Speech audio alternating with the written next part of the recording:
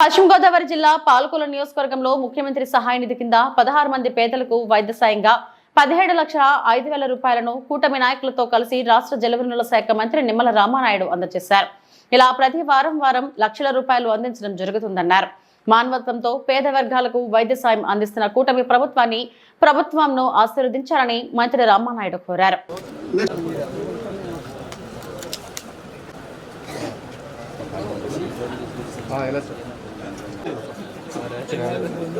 తమిళ సునీత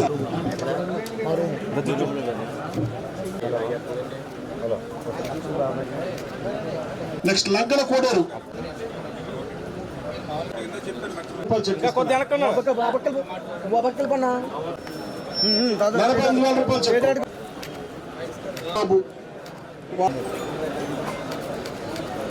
మిగతా అక్కడ ఉన్న వాళ్ళు ఎవరైనా సార్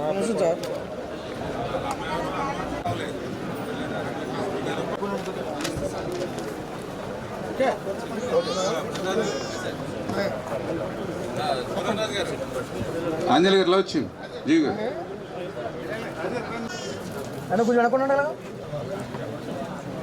ఈ యొక్క సిఎంఆర్ఎఫ్ చెక్కులు అందుకున్నటువంటి యొక్క లబ్ధిదారులు ఎవరైతే ఉన్నారో మరి మీ అందరి ఆరోగ్యం అంతా కూడా బాగుండాలని, మీరు నిండు నూరేళ్ళు ఆయురారోగ్య ఐశ్వర్య ఆనందోత్సాహాలతో ఉండాలని, మంచిగా కోలుకోవాలని మరి చంద్రబాబు నాయుడు గారు, పవన్ కళ్యాణ్ గారు, నరేంద్ర మోడీ గారు ఆశీస్సులతో మీ అందరికీ కూడా ముందుగా తెలియజేసుకుంటూ ఉన్నా.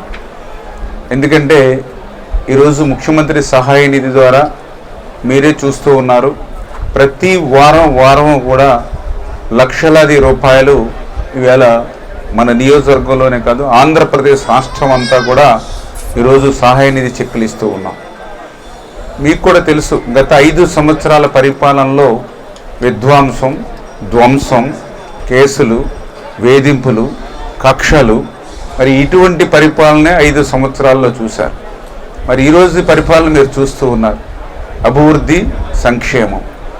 దానికి ఉదాహరణే ఈరోజు మీరు ఏదైతే హాస్పిటల్కి వెళ్ళి బిల్లులు చెల్లించుకున్నటువంటి వాటికే కాదు, ఇప్పుడే మనం చూసాం 8వ వార్డుకు సంబంధించినటువంటి బాబు 17 సంవత్సరాలు మరి ఆటలాడుకుంటూ మన కుళాయి చెరువులో పడి చనిపోతే వాళ్ళ కుటుంబాన్ని పరామర్శించడానికి వెళ్తే నాకు నిజంగా చాలా బాధ, ఆవేదన అనిపించింది. చేతికి అందించినటువంటి కొడుకు, ఆ కొడుకుని మీద ఆధారపడే వాళ్ళ సిస్టర్ పెళ్లి చేశారు, ఆ తల్లిదండ్రులు ఇద్దరు. వాటి అప్పులు మిగిలి ఉన్నాయి. రేపు కుటుంబం గడవాలో ఎట్లా తెలియదు, అప్పులు ఎట్లా తీర్చాలో తెలియదు. అటువంటి స్థితిలో మళ్ళీ చంద్రబాబు నాయుడు గారి దృష్టికి, ముఖ్యమంత్రి గారి దృష్టికి తీసుకెళ్ళి, సార్ ఇట్లా పేద కుటుంబ ఆసరా పోయింది అని ఆయనకి చెప్పి మరి ఈవేళ 2 లక్షల రూపాయలు మరి ఈవేళ ఆ కుటుంబానికి కూడా ఈరోజు మేము అందజేస్తూ ఉన్నాం. అంటే ఈ రకంగా ఒక మానవత్వంతో పనిచేసేటువంటి ప్రభుత్వం ఈరోజు ఉన్నటువంటి ఎన్డీఏ ప్రభుత్వం.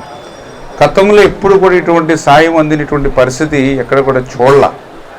అరాకొర 1-2 ఇచ్చి దాన్నే అడ్వర్టైజ్మెంట్ చేసుకునేవారు. కానీ ఈరోజు ప్రతి వారం లక్షల రూపాయలు. ఎందుకంటే ఈరోజు మరి మనం ఇచ్చుకుంటూ ఉన్నాం. సోమవారం, లాస్ట్ వీక్ మళ్ళీ ఆదివారం ఇచ్చాను, అంతకుముందు లాస్ట్ వీక్ ఆదివారం ఇచ్చాం. ఇట్లా ప్రతి వారము కూడా 70 చెక్కులు, 80 చెక్కులు, 20 చెక్కులు, 100 చెక్కులు అట్లా ఇస్తూ ఉన్నాం.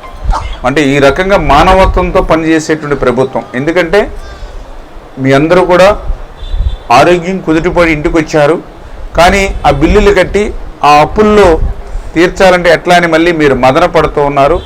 ఆ బాధ, ఆవేదన కూడా మీకు ఉండకూడదు అనేటువంటి ఆలోచనతో. అంటే నేను ఎందుకు చెప్తున్నానంటే మీరు ఒక్కసారి సరి చూసుకోండి.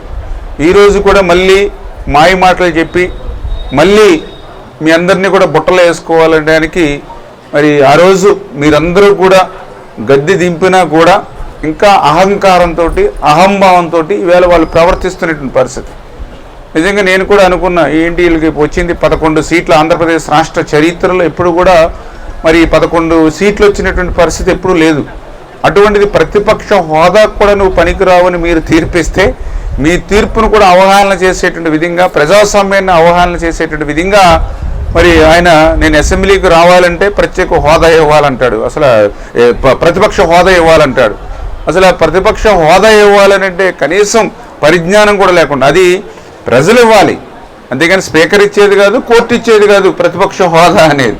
అది ప్రజలు ఇవ్వాలి. ప్రజలు ఇవ్వలేనప్పుడు మేము ఎట్లా ఇవ్వగలుగుతాం అనేటువంటి విచక్షణ లేకుండా, కనీసం అసెంబ్లీకి కూడా అటెండ్ అవ్వకుండా మరి సంతకాలు మాత్రం పెట్టుకుని జీతాలు మాత్రం తీసుకున్నటువంటి పరిస్థితి వాళ్ళది. ఏదైతే మీ ఓటమి నుంచి గుణపాఠాలు నేర్చుకోవాలి, పాఠాలు నేర్చుకోవాలి.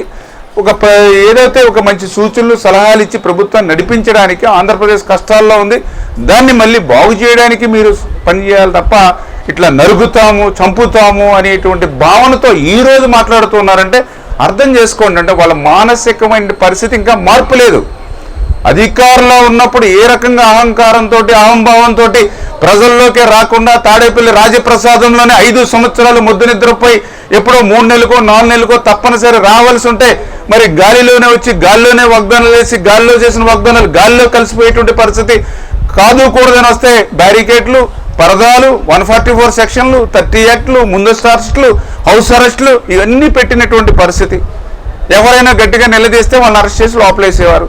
ఏంటంటే ఏదో వైకుంఠపాలిలాగా ఉంటుంది. ఇప్పుడు 14లో అధికారంలోకి వచ్చాం, 5 సంవత్సరాలు కష్టపడి పనిచేసాం. ఓ రాష్ట్రాన్ని ఒక కొలిక్కి తీసుకొస్తూ ఉన్నాం. ఎంతోమంది పరిశ్రమలు వచ్చారు, రాష్ట్రం బాగుపడుతుంది అనుకునే దశలో మళ్ళీ ప్రభుత్వం పోయింది. అంటే మేము కష్టపడి ఇప్పుడు ఏదైతే వైకుంఠపాలిలో చూడండి, మనం ఏదైతే నిచ్చెనలు పాములు ఉంటాయి, జీరో నుంచి స్టార్ట్ చేసి ఒక్కొక్క గడి పెట్టుకుని వెళ్ళేటప్పుడు మళ్ళీ 19లో పాము కడితే మళ్ళీ కిందకు వచ్చేస్తాం. ఆ పాము కూడా మళ్ళీ పైగళ్ళు 9వ గళ్ళనే ఎక్కడ ఉంటుంది, పెద్ద పాము ఉంటుంది. అది ఆ పెద్ద పాము కడితే జట్టు కిందకు వచ్చేస్తాం, 1లోకి వచ్చేస్తాం. ఇంక మిగిలినది చిన్న పాములు ఉంటాయి, ఒక 2 గళ్ళు 3 గళ్ళు కిందకు వస్తాం. అలాగే నిచ్చెనలు కూడా ఉంటాయి, చిన్న నిచ్చెనలు, పెద్ద నిచ్చెన ఉంటుంది. ఈ పాముడు మాత్రం అది కనుక దాటకపోతే సెలవు అనమాట. మనం నాకు గుర్తు, ఒక పాము 9వ లాస్ట్ నుంచి దగ్గరికి వచ్చాక ఉంటుంది. బాగానే చేరేవరా అనుకుంటాం, అంత ఆ పాము కరిచిందంటే మళ్ళీ మొదటి నుంచి మొదలు పెట్టాలి. అట్లాగే 19లో మళ్ళీ ఆ పాము కరిచింది, కింద పడ్డాం వైకుంఠపాలి. మళ్ళీ ఇప్పుడు మళ్ళీ మొదలెడుతున్నాం. మళ్ళీ అంచేత అధికారం కూడా ఎప్పుడు 5 సంవత్సరాలు కాకుండా ఒక 10-15 సంవత్సరాలు ఈ ప్రభుత్వాన్ని మీరు ఆశీర్వదిస్తేనే మన బిడ్డల భవిష్యత్తు బాగుంటుంది, మన భావితరాల భవిష్యత్తు బాగుంటుంది. దయవుంచి అందరూ కూడా అర్థం చేసుకుని సహకరించి మీరే 10 మందికి మీకు అందినటువంటి సాయాన్ని చెప్పండి. మేము అబద్ధాలు చెప్పమంటలా, అసత్యాలు చెప్పమంటలా. ఈ ప్రభుత్వం నుంచి మీకు అందినటువంటి సాయాన్ని 10 మందికి చెప్పండి, ఆశీర్వదించమని చెప్పి మరొక్కసారి మీ అందరినీ కూడా